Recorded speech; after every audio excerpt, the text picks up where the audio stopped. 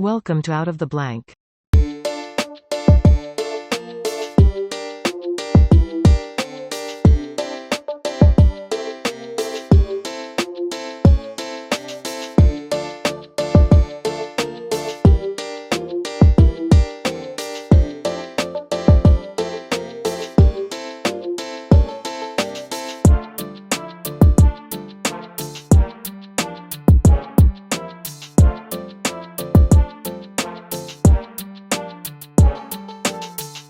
Welcome to another episode of Out of the Blank Podcast. Mr. Bryant, it's a pleasure to have you on the show. Would you like to introduce yourself to everyone out there listening? Hi, everybody. My name is Nick Bryant, and I'm a writer and a journalist, and I live in New York City. Now, can you tell me a little bit about what you write about? Well, I did write a book called The Franklin Scandal, and it was about an interstate child trafficking network that was flying kids from coast to coast and pandering them to the rich and powerful. And it had connections to intelligence, and one of the pimps, Craig Spence, had a house in Washington, D.C. that was wired for audiovisual blackmail. It's almost a carbon copy of what we've seen with Epstein, with the Jeffrey Epstein trafficking network. Yeah, I mean, Ghislaine Maxwell's the only one to be sentenced to prison to trafficking people to nobody, which is interesting in its own. But when it comes to the Franklin scandal, can you give me a little bit about how you got interested in looking into the Franklin scandal? Because I remember I tried talking about it on my show for a little while, but when you look it up, it just says hoax. And it's like, that's a great way to discredit the whole entire thing. And it actually has a lot of weight to it.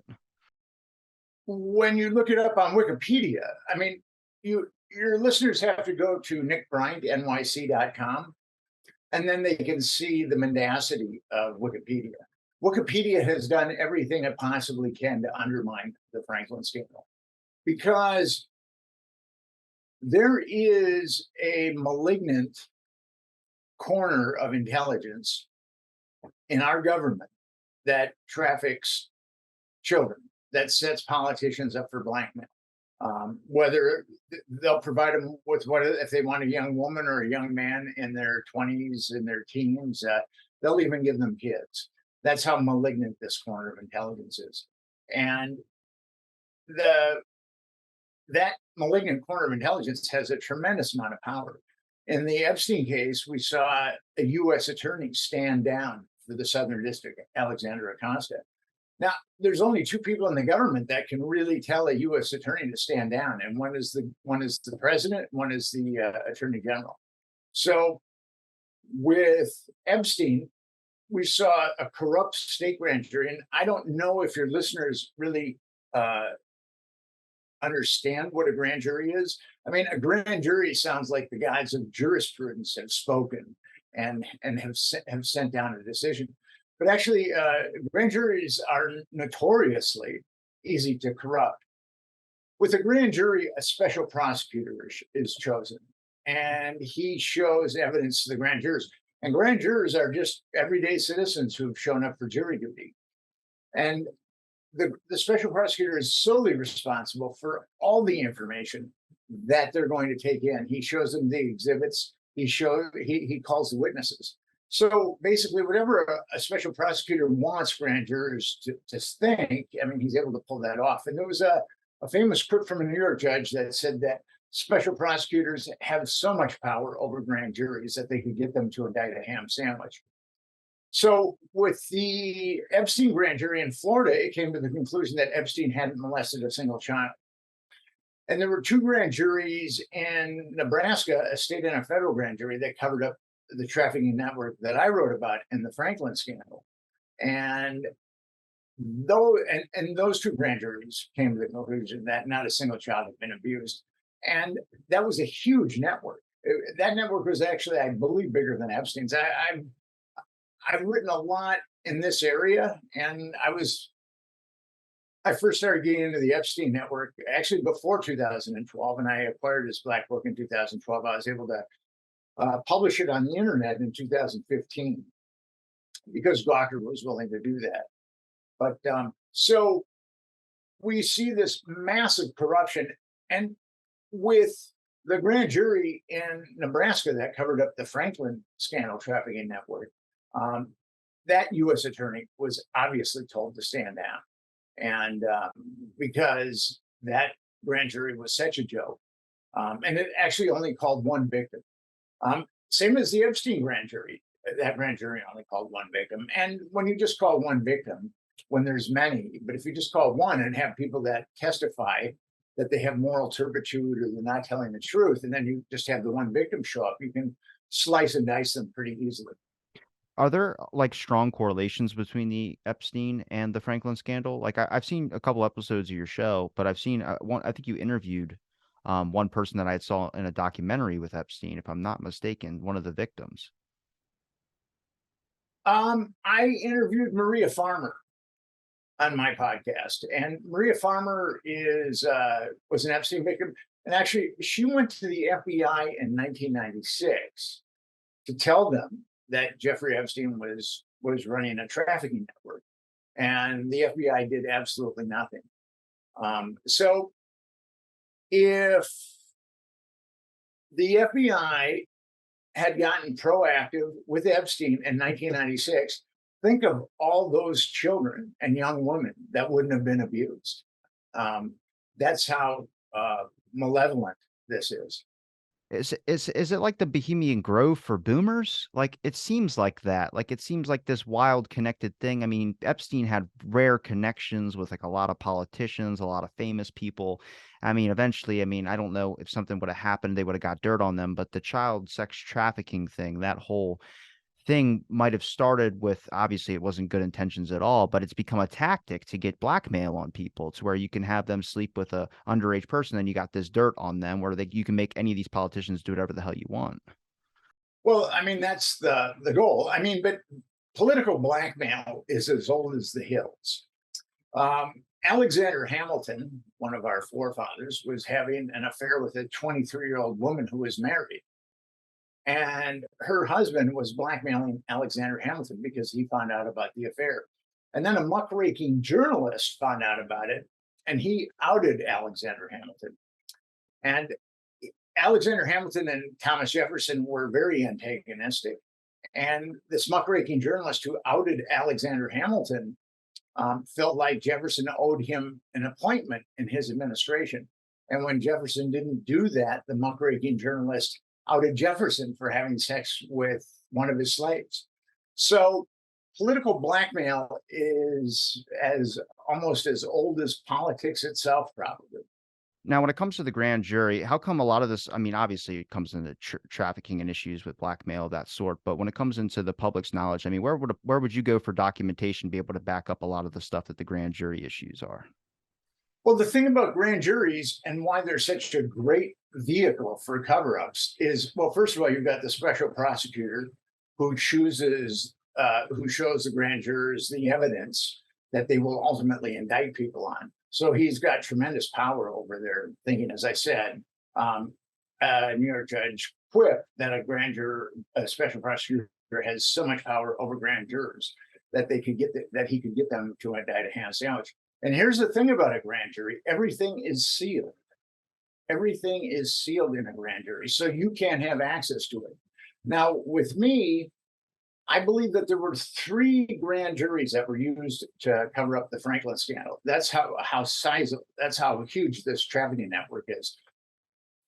There was only one used to cover up the Epstein network, but with the Franklin, there was the scandal. There were 2 grand juries in Nebraska, and one could argue that there was a grand jury in Washington, D.C. that covered it up because there were 2 primary pimps in with the Franklin scandal. There was Lawrence E. King in Omaha, Nebraska, and Craig Spence in Washington, D.C.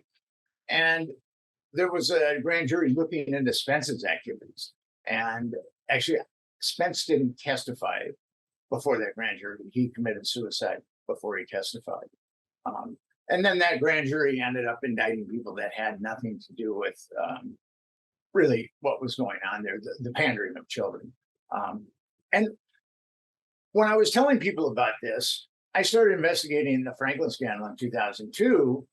And then I was telling people in the media who I knew, some of them I knew fairly well, about the Franklin scandal. And I came across this cognitive dissonance. It was, they looked at me and they said, well, this is a horrible story. And I should really help Nick Bryant hold these perpetrators accountable, or I can say that Nick Bryant is crazy and I can go home and have a wonderful meal with my family tonight. So editors did not want to dig into the Franklin scandal, and they decided to write me off as crazy. And that was a huge problem. But then Epstein happened, and I was on Epstein right away. I jumped on Epstein, and I thought it was originally 2012, but I was looking over my notes, and I jumped on Epstein in 2011. And then, as I said, I acquired his Black Book in 2012.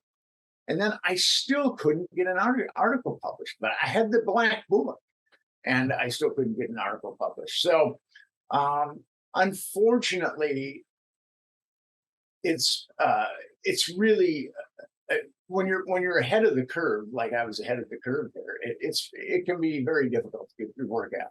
Do you think that they were worried about sounding the alarm on a lot of this type of stuff because of how connected all those go into? Like a lot of these politicians are probably afraid of FBI, CIA, and things of that sort that probably have blackmail or relationships, business politicians' relationships with them as well too. Operation Mockingbird's a prime example of a historical documentation that we have about media outlets being captured. Yes, and today, 90% of the information that Americans imbibe come from 6 corporations, which the government and those 6 corporations have a symbiotic relationship because those 6 corporations could be broken up quite easily with the Sherman Antitrust Act. So the media, well, I first moved to New York in 1995, and there were many magazines that I could write for and make a good wage. And now there's maybe 10 magazines that I could write for and make a good wage. And I'm pretty much estranged most of those editors, or those editors don't want anything to do with me. So going after this type of subject matter has hurt my career. But when I really realized that kids were being trafficked, and I was pretty skeptical. I went to Nebraska to look into this the first time. I was very skeptical. And then I did acquire some documentation. I did speak to a victim. I spoke to one of the blackmail photographers that this network uses, and some other people, and people were frightened to talk to me about it. I mean, it was like I was doing an expose on the KGB and Stalinist Russia. I mean, that's how fearful some people were, and it was very, very hard to get interviews. But I kept on. Like, I put 7 years of my life into it. I went to Nebraska 13 times. I went to Washington, D.C. a couple of times. I really wanted to prove it. And what I ended up proving is exactly what just transpired with Epstein. But what's troubling with Epstein is that cover up has taken place in broad daylight. America knows that something is very, very fishy with Jeffrey Epstein, and that something is also very, very wrong with Jeffrey Epstein. And it's amazing. The government was covering this up all the way. That trial of Ghislaine Maxwell was a joke.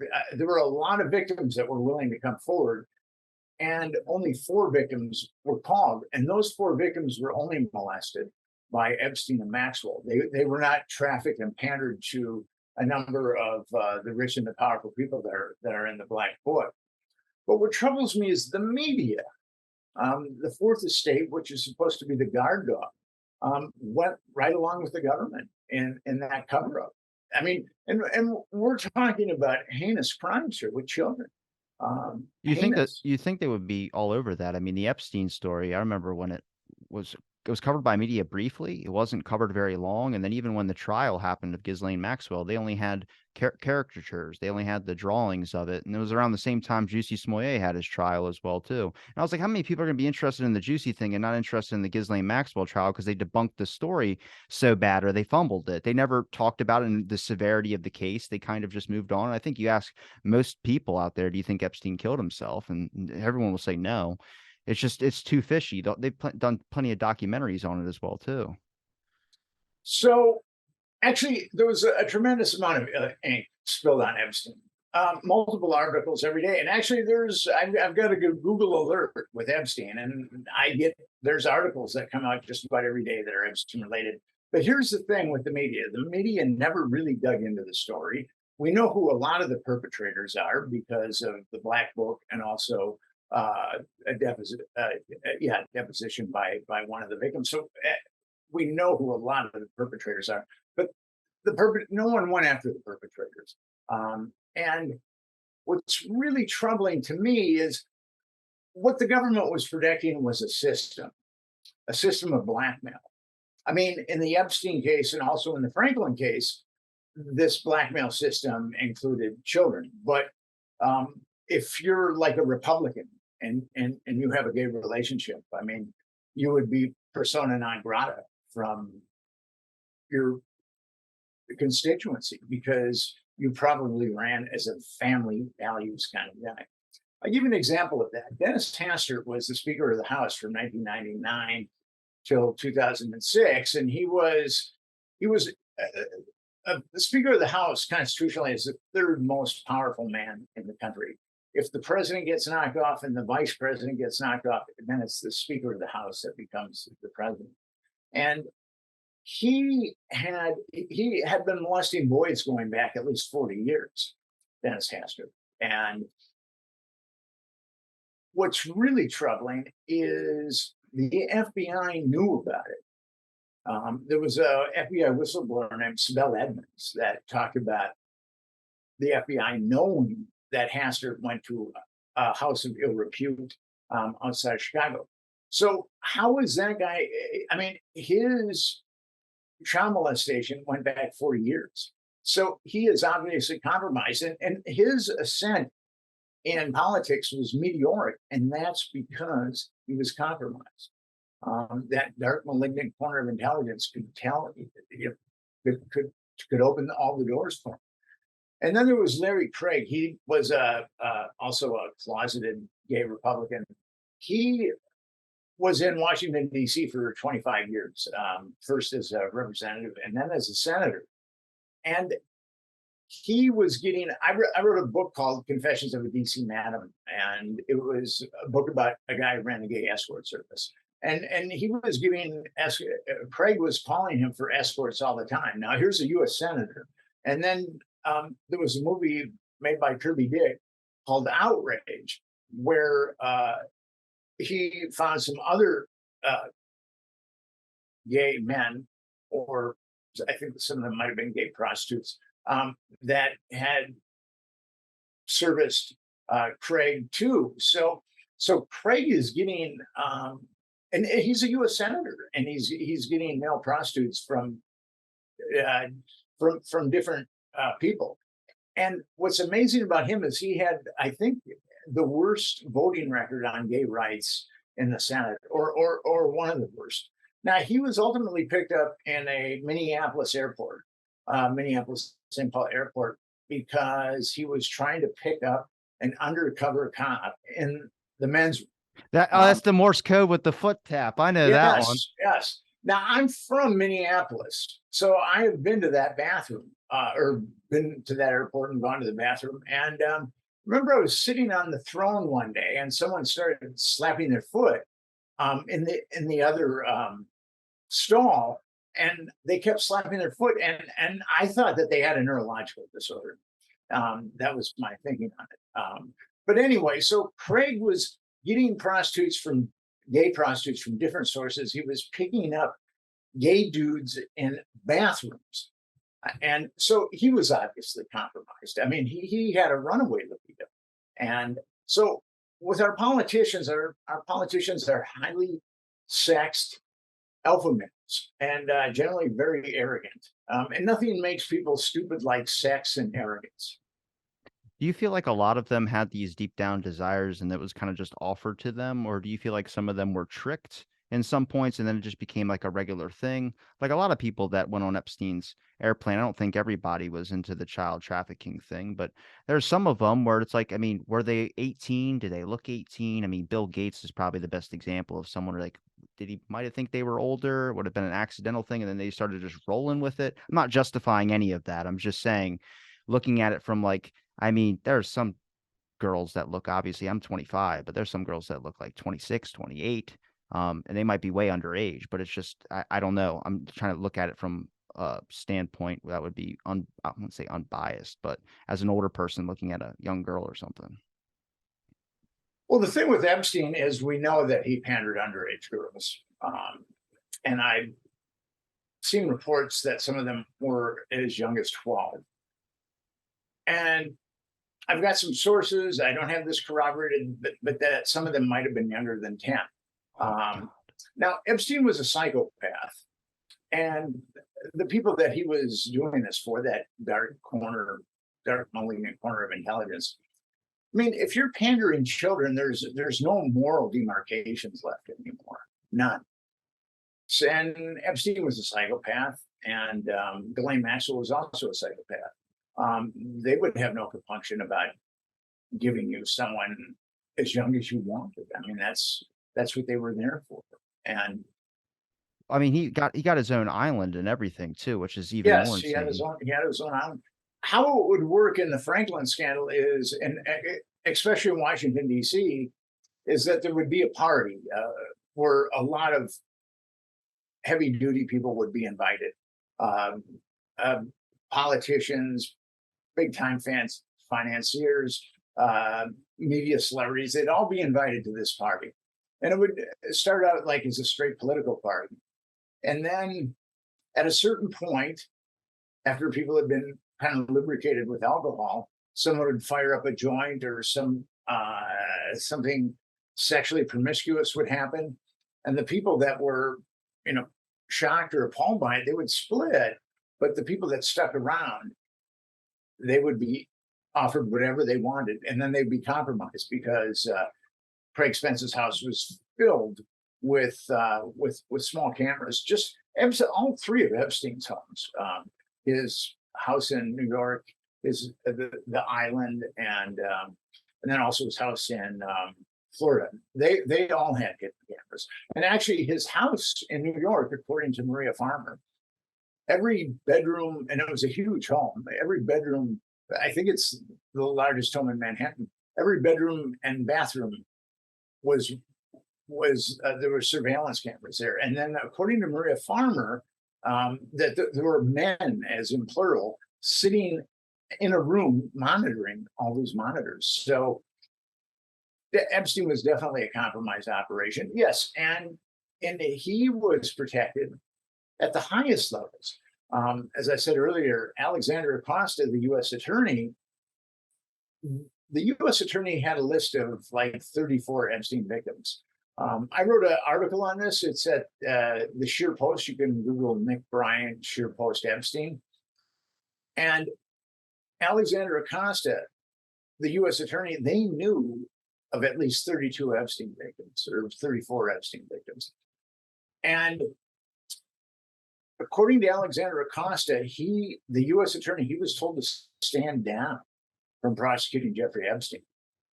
And as I said earlier, there's only two people that can tell a U.S. attorney to stand down. One's the president, and one is the attorney general. And Acosta became labor secretary in Trump's cabinet until he resigned. But when he was getting interviewed by the Trump people, they said, "Well, why did you give Epstein such an easy ride and or get out of jail free card?" And Acosta said, "I was told that Epstein was intelligence and to back off from it." So there again, we have this dark malignant corner of intelligence working with Epstein, but yet this dark malignant corner of intelligence has the power to get to the president or the attorney general and have them stand down on a child trafficking case, which is, I mean, that's about as powerful as you get. Well, it's crazy because the tactic there would be to entrap all those famous people and scientists that were lured in by Epstein. Um, if I'm not mistaken, I mean, that's right in saying that. There's a lot of stuff about Epstein with articles that I saw. I mean, one article said he was trying to seed a whole race, and I don't know if that's propaganda or not. It just sounds freaking nuts. It takes you away from maybe the main story. Well, like my book, The Franklin Scandal, and also Epstein, there's a lot of apocrypha out there. and one has to be somewhat discerning. As I said, the article that I wrote in Sheer Post, I've been told is the most comprehensive article on Epstein, and I'm able to get double corroboration on a bunch of perpetrators. So if your audience really wants to take a deep dive into the Epstein case, they can read that article. And as I said earlier, I acquired the Black Book in 2012, so I was investigating Epstein well before the case broke nationally. Are you surprised that no actors or anyone that was involved in any of those flights to Epstein's Island ever came forward, even if they didn't have any involvement or if they did have involvement? I mean, this links in pretty deep. I mean, the UK is involved as well too, and some of the royal family. Well, this is how it works. I asked when I was writing the Franklin scandal, I asked a blackmail photographer for that particular network, how does this work? I mean, give me an overview of how it works. And he said, it's like you're on a yacht, and it's a beautiful yacht, and it's a beautiful day. And as long as you're on this yacht, you can have anything that you want. But if you decide to get off the yacht, the people on the yacht are going to make sure that you drown. So the bottom line with that is, once you're compromised, you're protected, and you can do just about anything you want, and no one's going to blow the whistle. I mean, there's pictures of people and with God knows doing what, and why would they bring that kind of attention upon themselves? I mean, it would destroy their career. It would probably destroy their family. Um, it would be a level of just completely ignorance. And so once you are compromised, there's zero initiative to go forward and do anything but what you're told. I mean, that's the bottom line. I mean, at any time one of these newspapers or any of these places you were going to trying to publish some of this stuff and they were just discrediting you, did you ever, I mean, obviously you were passionate about the whole case, but did you ever feel like maybe it would just be safer to, save the story or wait till there's a good time to display it? Like, I mean, and all the Epstein stuff comes out now. I feel like they would have to relook everything, the whole Franklin scandal, all of that. Um, I just when I felt like I had a critical mass of information, I went for it. That's just how I do it. I mean, I when I pitched the Franklin scandal, I pitched the Epstein scandal, I felt like I had a critical mass of information. And when it comes to some of the stuff you published as well too, did any witnesses reach out to you if they came across any of your writings as well too? It was hard for me. Like I looked for even with the Franklin scandal thing, I tried to look for anybody that was speaking out about that. But like I said, I kept getting all the bunk articles. I never could get the information. Well, it's hard to get decent information on the Franklin scandal. I mean, you pretty much have to read the book, because Wikipedia says it's a fabrication. Facebook has said it's a fabrication. Um, and a lot of people just go to Wikipedia or Facebook. They don't. Free thinking seems to be something that has gone by the roadside. Well, it's one of those things where it comes top results, first page is where people usually click. And that just sucks because the public might not be getting the exact information, or might not be getting the truth. Usually if you go 3, 4, 5 pages in, sometimes you come across something. But even then, is it accredited website as well? So I mean, you saw that with the disinformation board that was out there about labeling what misinformation. I mean, that was going to go down a really dark route. I just want to just for a second there. Can you hear me all right? Yeah. Okay, good, good.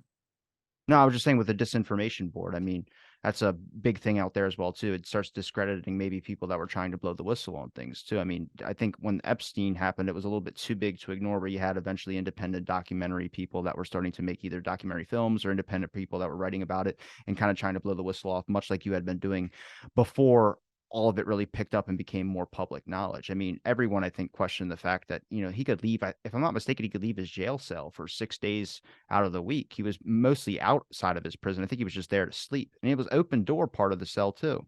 He was never in a prison. He was in a county jail. What happened was with the Epstein case in 2006, a 14-year-old girl went to the Palm Beach Police Department with her parents, and she said that she'd been molested by Jeffrey Epstein.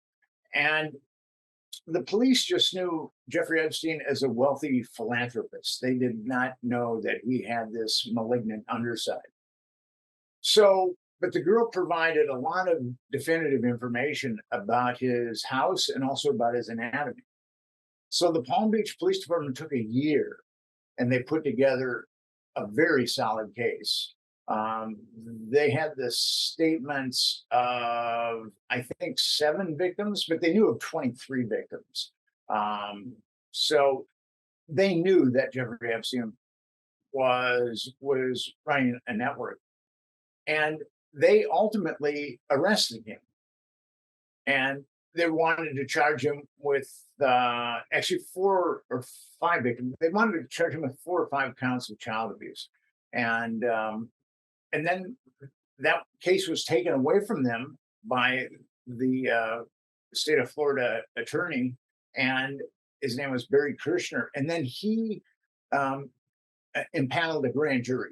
And I've already talked about like how corrupt grand juries are, and with that, um, the the grand jury said that Jeffrey Epstein had not molested a single child. And the Palm Beach Police Department, especially Michael Ryder, who was the Palm Beach Police Chief, he went ballistic because he knew he spent a year investigating this, and he knew that Jeffrey Epstein and his ilk had molested a lot of kids, and then the Department of Justice got involved, and the Department of Justice made a deal with the state where the state would indict Jeffrey Epstein on 1 count of child abuse and 1 count of adult pandering. Um, and he was sentenced to 18 months in a county jail. And he just had to stay the night. He could go out during the day. And he ultimately spent 13 months in the county jail. And he was treated like little Lord Fauntleroy. I mean, he had a bunch of money, and he gave money to his jailers, and had his little wing fixed up like the Taj Mahal. So he wasn't really doing time. And actually, he should have been doing life at that point. Yeah.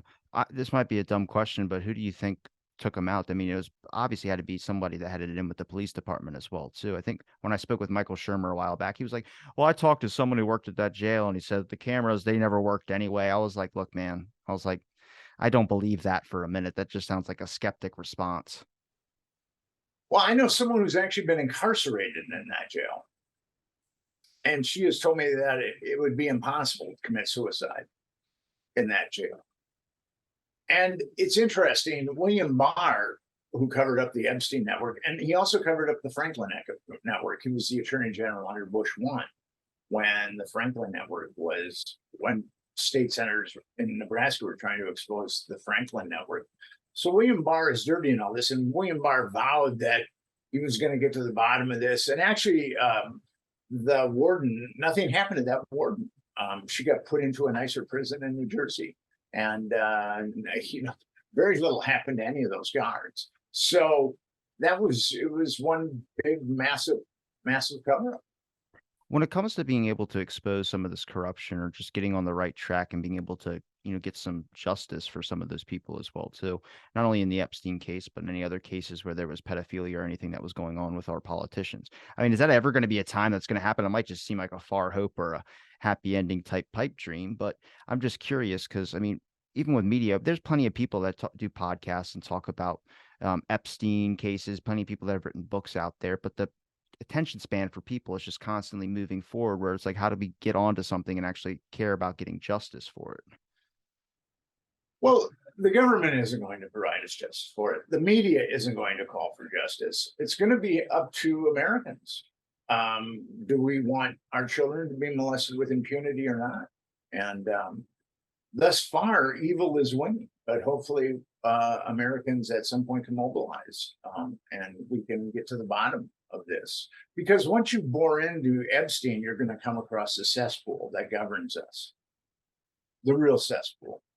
And it's crazy to me, and I know we talk about media capture, like, that's obviously historical documents that can back it up with, like, Operation Mockingbird and plenty of other things, but journalism. I mean, I've gone the whole route on my show talking with journalists and people that have corresponded with CNN and many other sources where it's like you can't report on a story. There's no journalistic integrity anymore. You basically got it's either that or you can report on that story or lose your job. I mean, how many people are just going there because they're being told what to do and they have a happy wife, happy life type deal? I mean, that's what really kind of sucks because how are we ever going to be exposed to a lot of this stuff as well, too, and be able to get justice for it?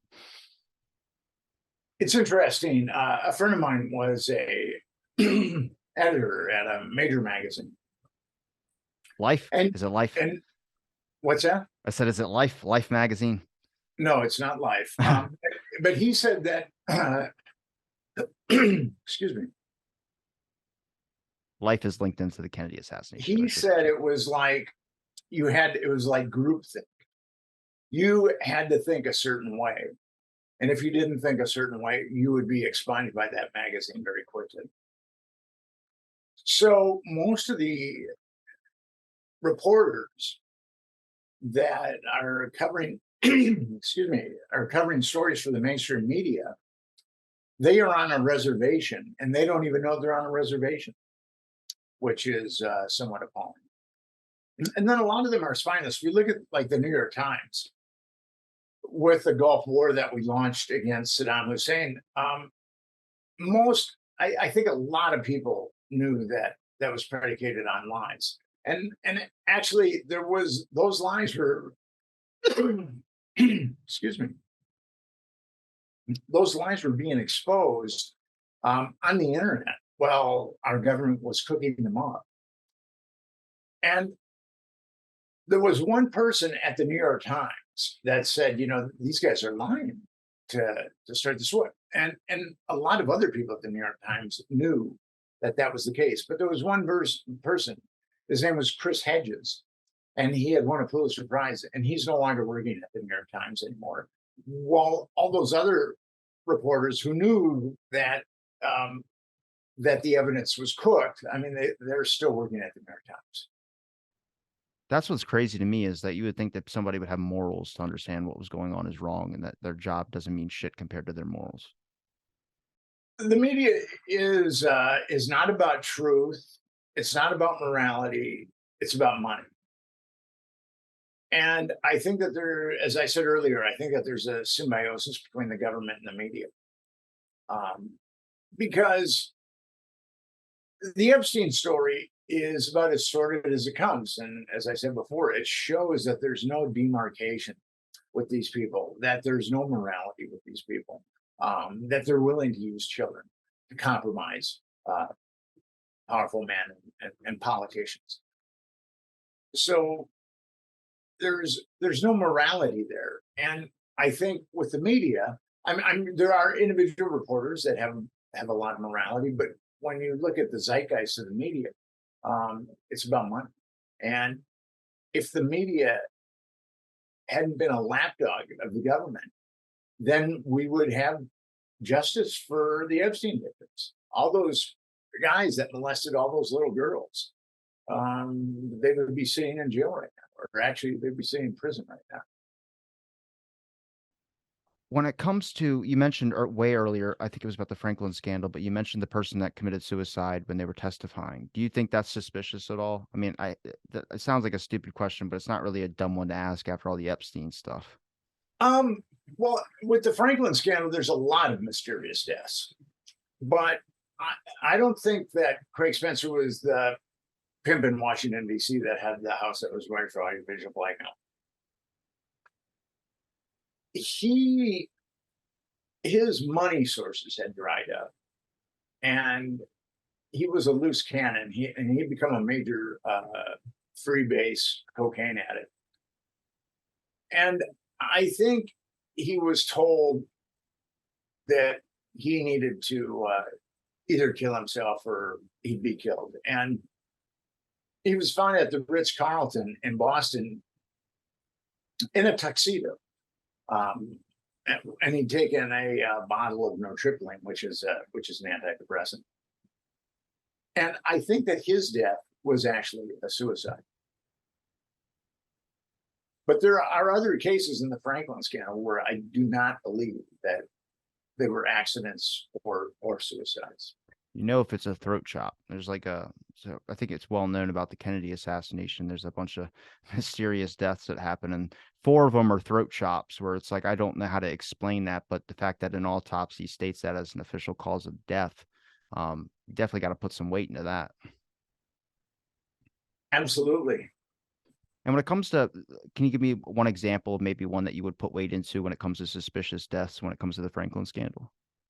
So what happened with the Franklin scandal is the Nebraska Senate heard about these allegations of child abuse. Um, Social services knew that there was a pedophile network being run out of Omaha. And they went to the federal government and they went to the state government, or they went to the Omaha police, and they gave them their documentation, and they have a lot of documentation, and they were just simply ignored. The federal and Omaha police did nothing. So Lawrence E. King had a credit union named the Franklin Credit Union, and that's how the Franklin scandal gets its name. And he busted that out for $40 million, and he used it as his own personal ATM. So, and it hadn't been audited in 4 years. So these Nebraska senators initially decided to look into how could he get $40 million out of that and why it hadn't been audited in 4 years. But when they got together, the social service people said to them, that's only part of the story. I mean, that guy is he's trafficking children. So the Senate subcommittee hired a incredible investigator. His name was Gary Kiradori. And the FBI was very, very ruthless when it was covering this up. And most of the kids did recant because the FBI put so much pressure on them. But their investigator, Gary Carrori, despite the FBI harassment and intimidation, he was getting a lot of information about this pedophile network. And he flew he was a pilot. He lived in Lincoln, Nebraska, and he flew from Lincoln, Nebraska to Chicago.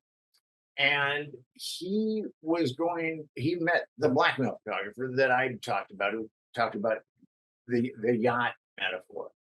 And that photographer gave him compromise pictures that he had taken of powerful men and kids together. And Gary Carradore was flying back to Nebraska to completely blow this whole thing open, and his plane blew apart in midair. I think that is definitely. I don't believe that is a coincidence. The thing with Gary Carradore is 5 people corroborated that he got blackmail pictures that day in Chicago. So I've got 5 corroborations on that. So that is a case where I don't believe that the plane blew apart accidentally. And planes generally don't blow apart too. There's going to be a recent one the UN's looking back into after Alan Dulles was exposed for assassinating Patrice Lumumba. I have a buddy named Greg Polgrain who wrote a book about Alan Dulles in Indonesia. Dag Hammarskjöld's death was a plane crash, and they blamed the altimeters in the official report, but Hoover made a statement that they checked over the altimeters and there was nothing wrong with it. And there's like that with Hale Boggs, one of the House Select Committee people. His plane crashed after he called out Hoover. It was like a year later. Bunch of crazy stuff. Don't get in a plane or hot tub is the main point there. There's some former leaders of Central American and South American countries who were in bad plane crashes too.